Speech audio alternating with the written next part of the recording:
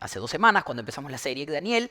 Es un libro que tiene dos partes, ¿no? Es un libro que tiene dos partes. La primera parte, los primeros 6 capítulos, es narrativa histórica, son una serie de historias sobre lo que le ocurre a Daniel y a sus 3 amigos de los nombres raros en su exilio en Babilonia, ¿verdad? Ellos son llevados por la fuerza de Jerusalén a Babilonia como parte de un plan maestro de Nabucodonosor, que ya explicamos hace 2 semanas, y pues en su interacción con Nabucodonosor, con la corte de Babilonia y posteriormente con la corte de Persia, una vez que los persas lleguen, hay una serie de historias muy interesantes sobre cómo Dios utiliza a Daniel y a sus amigos en este tiempo.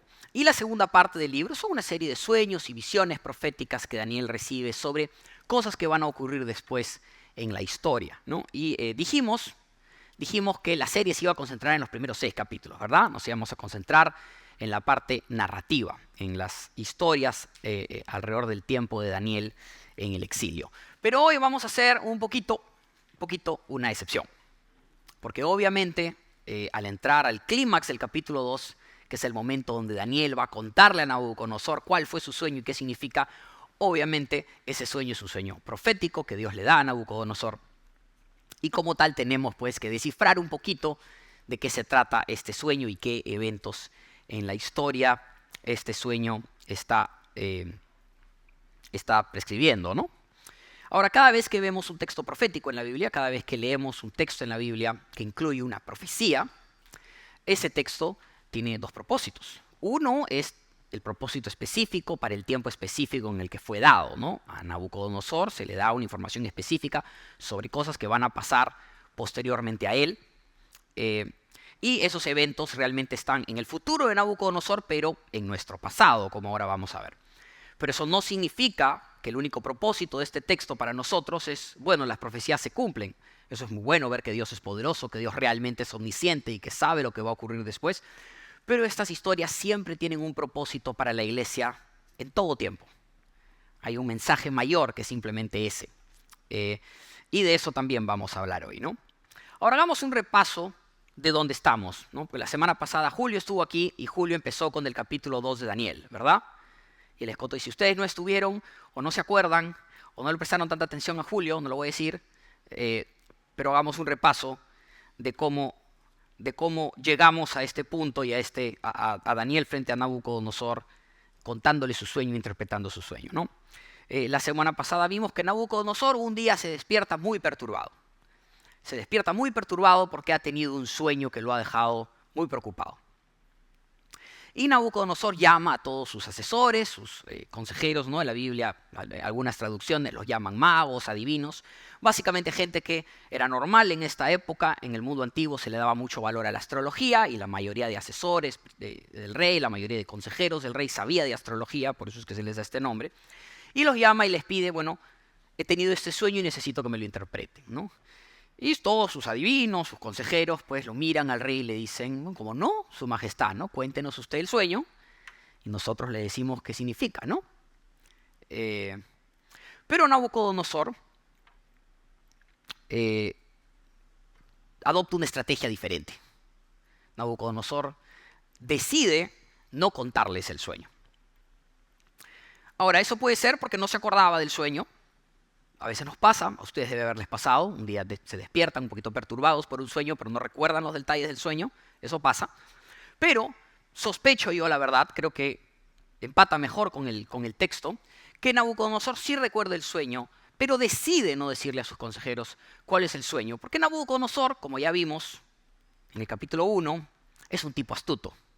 Y como es un tipo astuto, él sabe que si él les cuenta el sueño a los asesores, a sus magos y adivinos, estos probablemente le van a dar la interpretación que en mejor posición los ponga a ellos, ¿no? Estas son las intrigas de una corte real, no todo el mundo está tratando de ganar influencia y favor con el rey, y si el rey suelta cuál es el sueño, lo más probable es que los asesores van a interpretarle el sueño de una manera que un poco más, y por eso te está revelando, los dioses te están diciendo que me tienes que poner a mí de primer ministro, ¿no?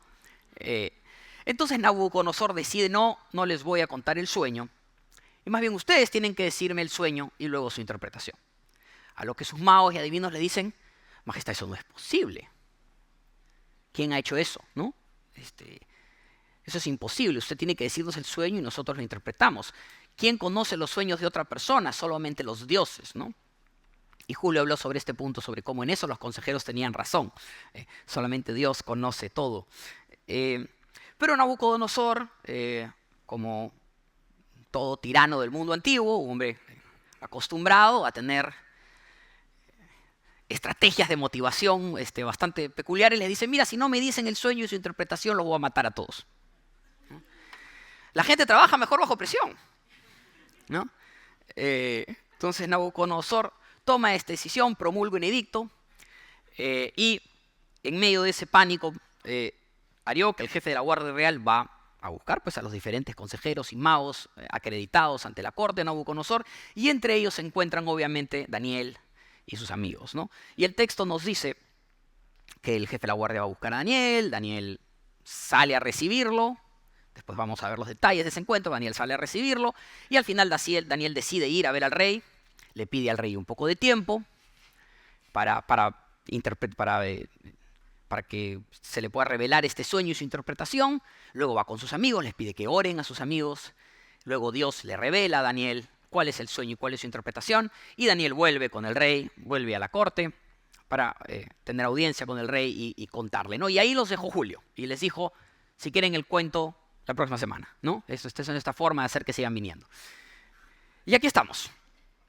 ¿De qué se trató entonces este sueño que tuvo Nabucodonosor? Bueno, el sueño está descrito en los versículos 31 al 35. Esta es una nueva idea que hemos tenido de no simplemente transcribir todo el pasaje al comienzo porque es muy largo y se pone un poco denso, pero ahora sí vamos a leer el contenido del sueño que está en los versículos 31 al 35 y dice así: en su sueño, su majestad veía una estatua enorme, de tamaño impresionante y de aspecto asombroso.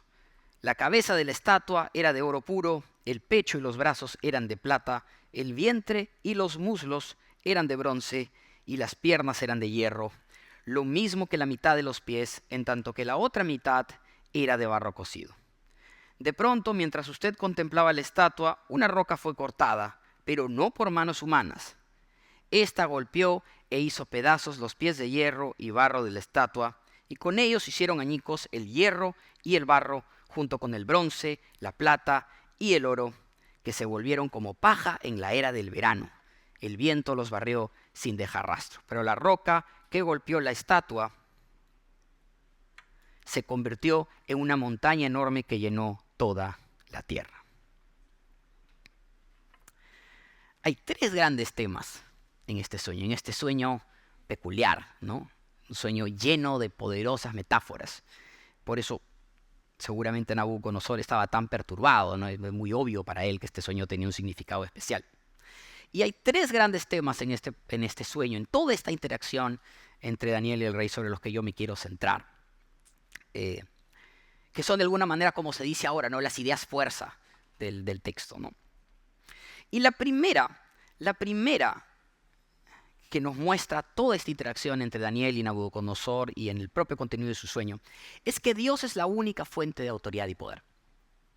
Toda autoridad y poder que ustedes encuentran en la tierra, y con esto hablamos no solamente de autoridad y poder político, porque la historia se va un poco por ese lado, pero no tengamos una lectura tan estrecha del tema. Toda autoridad y poder en la tierra viene de Dios. Y es interesante que eso es lo primero que Daniel le dice a Nabucodonosor cuando empieza a leerle la interpretación. Lo primero que Daniel hace cuando empieza la interpretación es hacerle ese énfasis al rey. Ahora vamos a ver por qué. Pero incluso antes de eso, esto es otra cosa que quiero mencionar, porque habla mucho del rol que Daniel tiene y cómo Dios lo está usando. Es muy interesante cómo Daniel, en el momento en que va a ver a Nabucodonosor y en el momento en que va a empezar a decirle cuál fue el sueño y cuál fue la interpretación, lo primero que hace es darle a Dios todo el crédito por la revelación que él ha recibido. Lo primero que hace en el versículo 30 es decirle, por lo que a mí me toca, este misterio me ha sido revelado, no porque yo sea más sabio que el resto de la humanidad, sino para que su majestad llegue a conocer su interpretación y entienda lo que pasaba por su mente. Lo primero que le dice es, es Dios el que me ha dicho cuál es tu sueño y cuál es su interpretación. Esto no es un tema de que yo soy un tipo inteligente, un gran sabio, astuto, tengo un gran telescopio para ver las estrellas, los astros. No, Dios me ha dicho. Dios me ha dicho para que yo te diga. Bien claro. Eso es lo primero que hace. Y luego inmediatamente después, lo siguiente que le dice, no deteniéndose ahí, es Daniel inicia la presentación de la interpretación del sueño y lo primero que le dice al hombre más poderoso del mundo, que hacía un día lo habían mandado a matarlo, es decirle, todo el poder que tú tienes te lo ha dado Dios. En los versículos 37 y 38 dicen, su majestad es rey entre los reyes. El Dios del cielo le ha dado el reino, el poder, la majestad y la gloria. Ha puesto en sus manos a la humanidad entera, a las bestias del campo, a las aves del cielo. No importa dónde vivan, Dios lo hizo el gobernante de todos ellos. Usted es la cabeza de oro. Primera cosa de la interpretación, ¿no? Que en este sueño la cabeza de oro en esta estatua es Nabucodonosor. Entonces Daniel primero le da todo el crédito a Dios por el hecho de él haber descubierto el sueño y su interpretación. Y luego lo primero que le dice a Nabucodonosor es, todo el poder que tú tienes, te lo ha dado Dios. Tiene muy clara Daniel las cosas. Toda la autoridad y todo el poder vienen de Dios. Y yo quiero que tratemos de ponernos en los zapatos de Daniel por un momento, antes de realmente dimensionar bien lo que él está haciendo, ¿no? Porque como dijimos hace 2 semanas, cuando termina Daniel 1, esta historia que vimos hace 2 semanas, donde Daniel es puesto, se lo lleva, se le da esta dieta especial, Daniel rechaza comer los alimentos que Nabucodonosor dicta que coman la gente que le está preparando, pide hacer una prueba con una dieta diferente, en fin. La cosa es que al final de esa historia, si no estuvieron en esa prédica, está en Spotify o YouTube o lo que quieran escuchar, pero al final de esa historia termina con la Biblia diciéndonos que eventualmente Daniel y sus amigos se entrevistaron con el rey y que el rey los halló más inteligentes y capaces que todos sus asesores. 10 veces más inteligente, dice la Biblia. Entonces Daniel está en una posición interesante en la corte. Daniel es un chico maravilla. Está creciendo en influencia. El rey está impresionado con él. Sigue siendo un extranjero, ojo. Estoy diciendo que el rey lo va a nombrar heredero. Pero claramente tiene el oído de la corte. Está ganando influencia, ¿no? Puede llegar a ser una persona muy importante. Y ahora Dios le ha dado esto. Le ha dado algo que nadie más tiene, que es el sueño del rey y su interpretación. Y es imposible no pensar que Daniel tiene que haberse sentido tentado a decir, oye, yo puedo usar esto para ganar influencia acá. Esto vale un montón.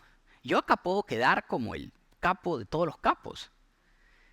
Yo acá puedo muy fácilmente decir al rey, todos tus sabios y astrólogos, todos son unos palurdos, mira, no valen nada, ponme a mí. O puede haberle dado crédito a Dios de una forma más indirecta, ¿no? Pavoneándose un poco más. Y sin embargo, Daniel opta por darle todo el crédito a Dios.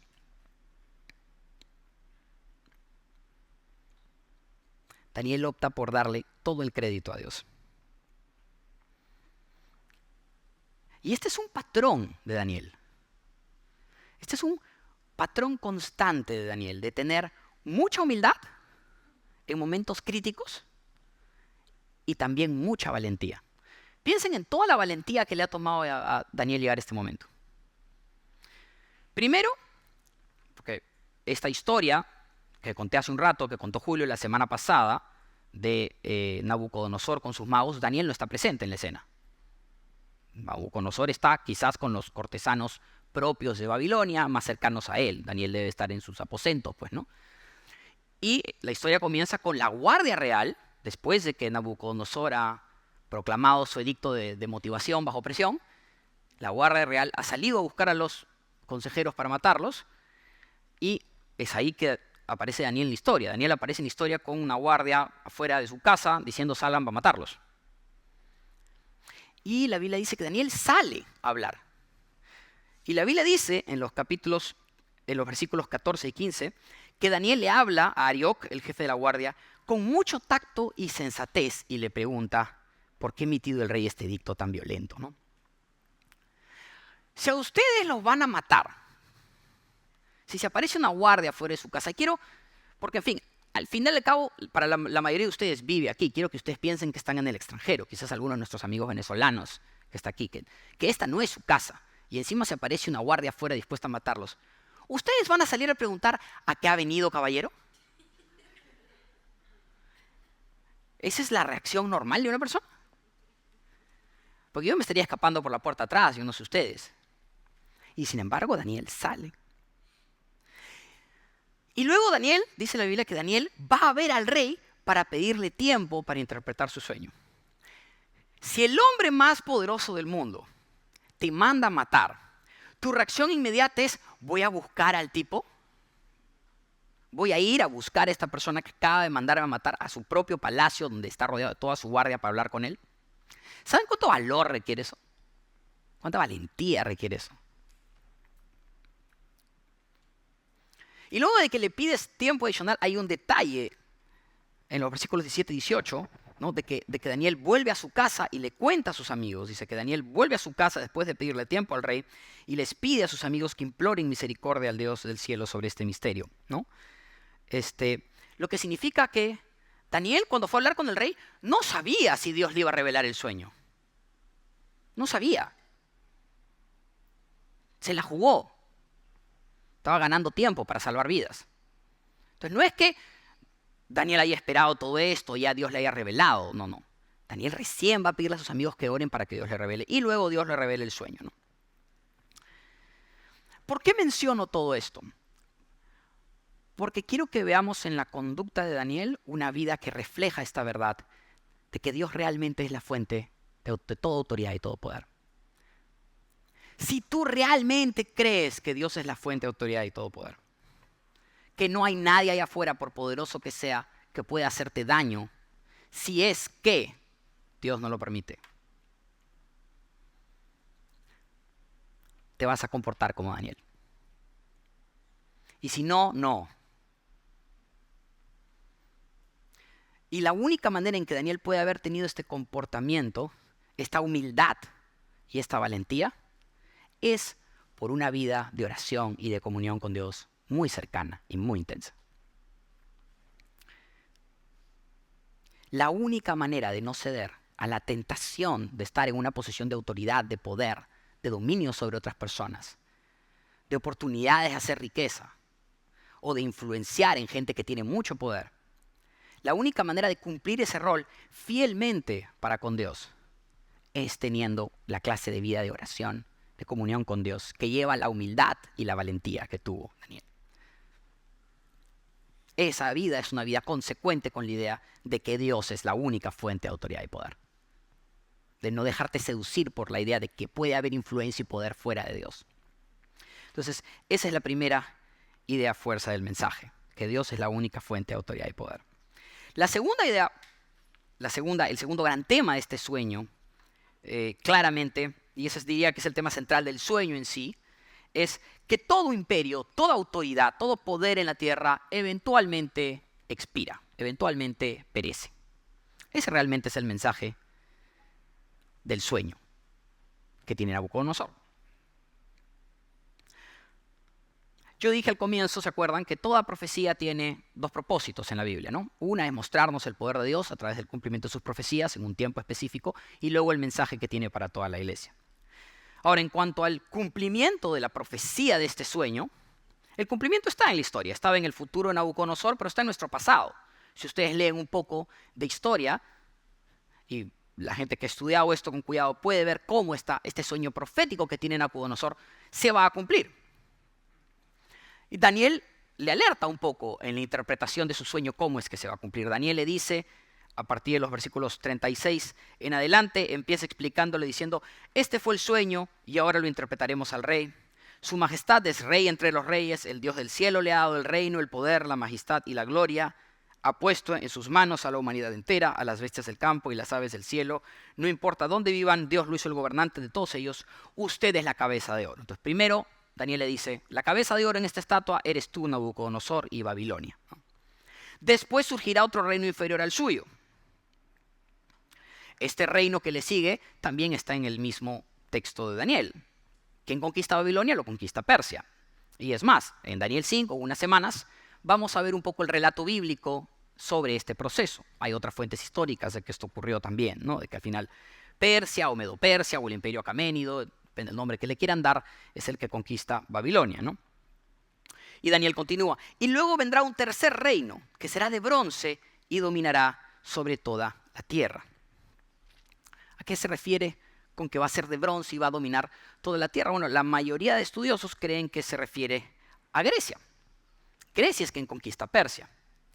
Y esto de que Grecia domina toda la tierra, si ustedes consideran la máxima extensión que Grecia llegó a tener, para unos 250 años después de esto, Alejandro Magno estaba invadiendo a India. O sea, que para que se den una idea de la dimensión que llegó a tener Grecia y la vastedad del imperio que hicieron los griegos comparado a lo que controlaba Nabucodonosor en esta época. Entonces, otra profecía que se está cumpliendo. Y finalmente vendrá un cuarto reino sólido como el hierro, y así como el rielo todo lo rompe, destroza y pulveriza, este cuarto reino hará polvo a los otros reinos. Si a ustedes les gusta un poco la historia o conocen un poco de historia, van a intuir que ese cuarto reino de hierro es el Imperio Romano. Es una alegoría bastante simple. ¿Cómo es que Roma se expande tanto? Bueno, principalmente en forma militar, por eso se habla del hierro. Roma realmente es el primer imperio en la tierra en tener a lo más cercano un ejército profesional moderno. La mayoría de ejércitos a lo largo de la historia han sido reclutas, gente del campo que se toma específicamente para batalla. Han habido ejemplos antes de ejércitos más permanentes, pero nunca había habido en la historia algo como las legiones romanas, con estructuras jerárquicas claras, con sueldos separados. Ganas un salario, no ganas simplemente del botín, ¿no? Y con todas estas cosas que Roma tuvo y que le permitió proyectar fuerza, ¿no?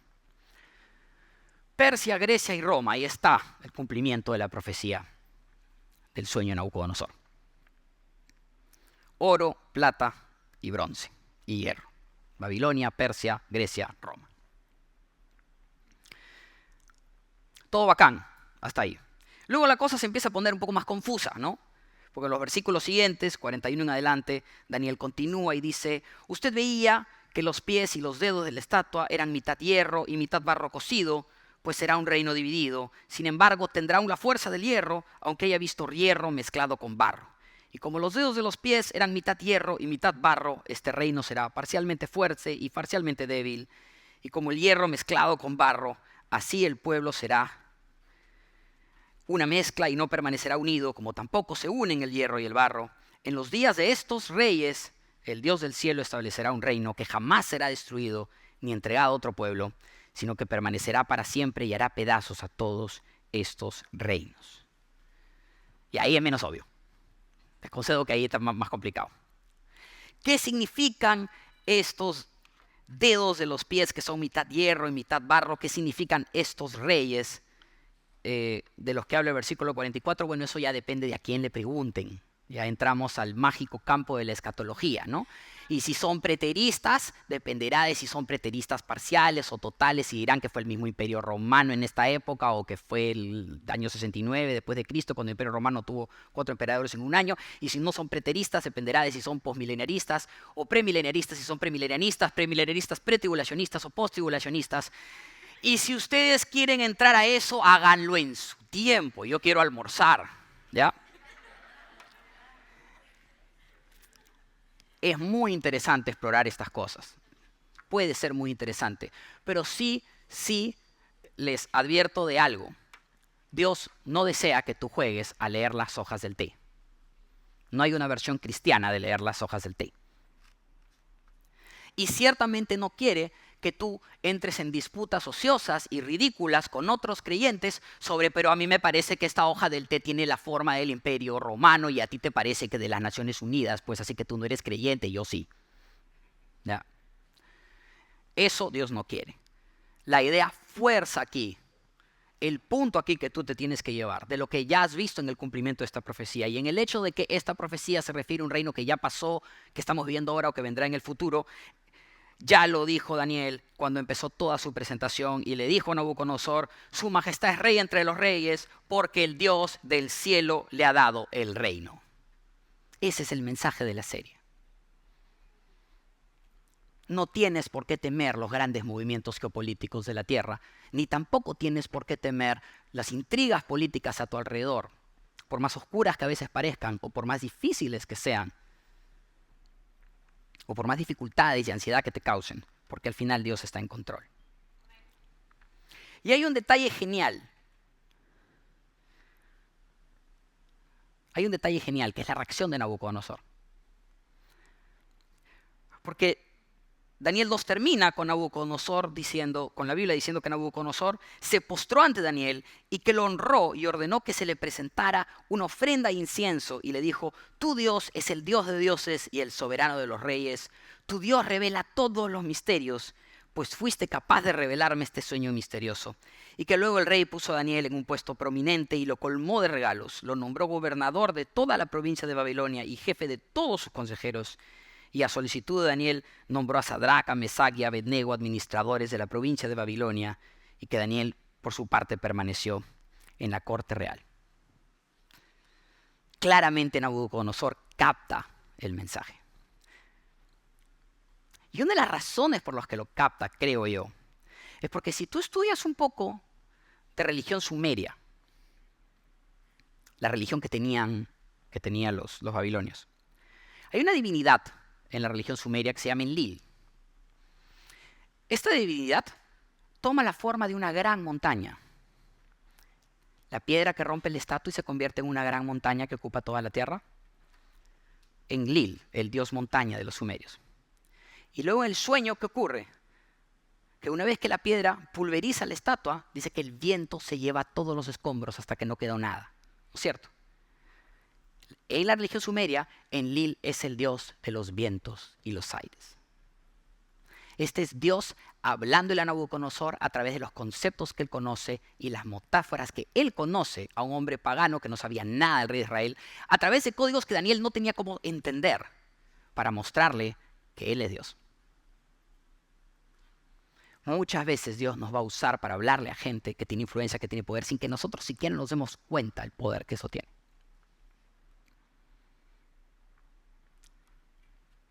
Ahora, esa es la explicación profética concreta, si se quiere, ¿no?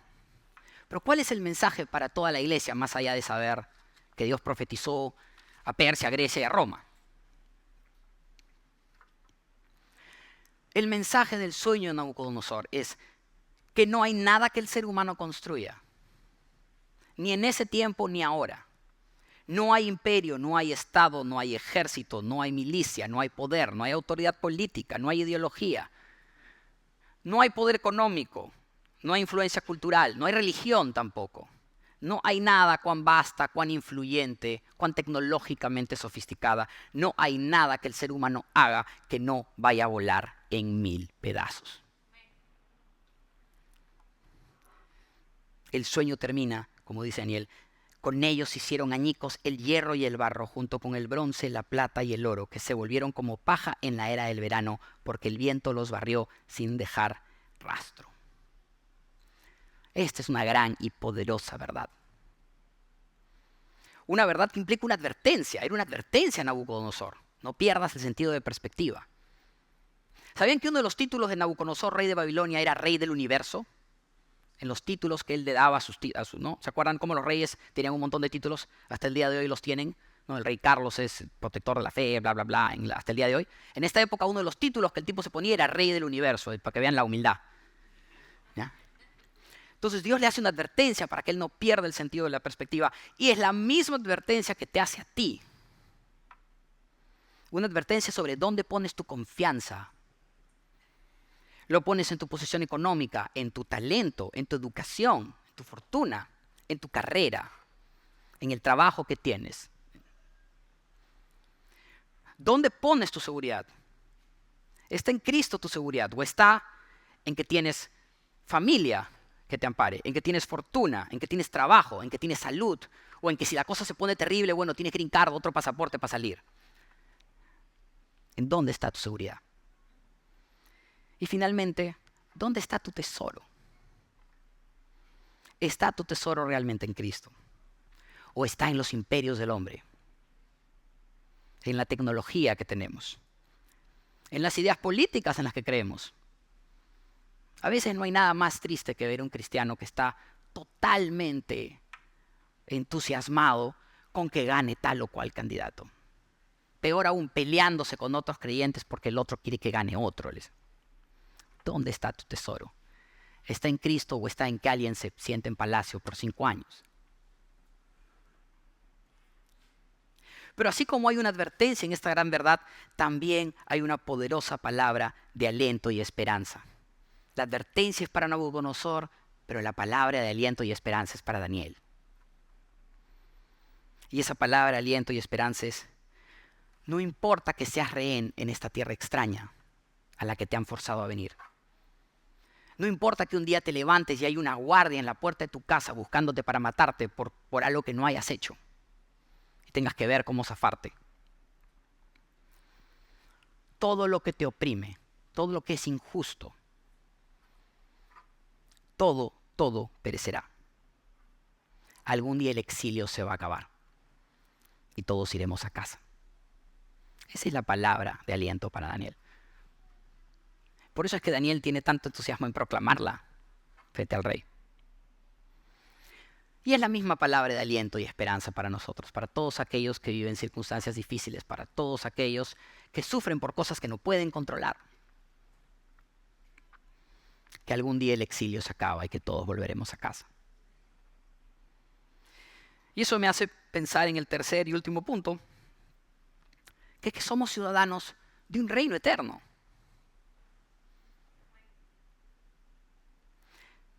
En los versículos 44 y siguientes, cuando Daniel termina la interpretación del sueño y le dice a Nabucodonosor que en los días de estos reyes el Dios del cielo establecerá un reino que jamás será destruido ni entregado a otro pueblo, sino que permanecerá para siempre y hará pedazos a todos estos reinos.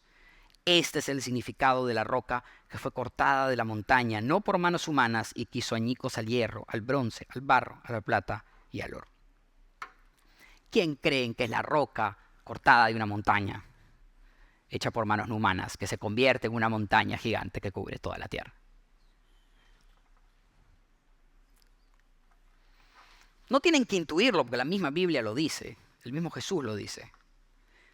En primera de Pedro 2:4, ¿se acuerdan cuando vimos nuestra serie de cómo vivir en el exilio el año pasado? Como primera de Pedro 2:4 dice que Cristo es la piedra viva desechada por los seres humanos, escogida y preciosa ante Dios. Y como en Lucas 20, terminando Lucas 20, Jesús les dice a sus propios discípulos que Él es la piedra que desecharon los constructores y que ella va a ser la piedra angular. Y luego dice, todo el que caiga sobre esa piedra quedará despedazado y si ella cae sobre alguien lo hará polvo. Exactamente igual que el sueño. Daniel no fue llamado simplemente a servir al rey de Babilonia y luego al rey de Persia. Ni siquiera fue llamado simplemente a cuidar de su pueblo en el exilio, que ya era un tremendo encargo. Daniel fue llamado a anunciar la llegada del reino de Dios 600 años antes. Ni siquiera la tenía totalmente clara, tuvo visiones, pero no se ve exactamente que él tenía una idea completamente clara de lo que estaba viendo. Al menos esa no es mi lectura, ya si ustedes leen los últimos capítulos de Daniel llegarán a su propia conclusión, ¿no? Él ve visiones, pero él no vivió para ver a Jesús entre nosotros. Y sin embargo, ese fue su llamado. Su llamado fue anunciar la piedra angular desechada por los constructores que hace volar en 1000 pedazos todo lo que está mal con el mundo. Las ciudadanías del mundo son efímeras. No importa realmente de qué país seas. No importa realmente en qué ciudad estés o a qué te dediques. Tu lealtad real no puede estar ahí. Tu verdadera ciudadanía está en el reino. Tienes el mismo pasaporte que Daniel. Y tu llamado es preparar esa segunda venida de Jesús. Es vivir una vida que diga, venga tu reino. Es vivir una vida que haga que este mundo se parezca un poquito más a ese reino, esa montaña que cubre toda la tierra. A ese reino que hará 1000 pedazos toda la injusticia, toda la corrupción, todo el sufrimiento que hemos construido nosotros, los seres humanos, con nuestros imperios, hechos a base de egoísmo y ambición.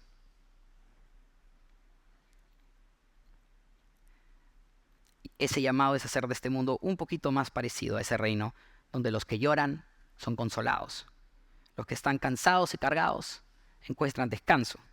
Y los que tienen hambre y sed de justicia son saciados.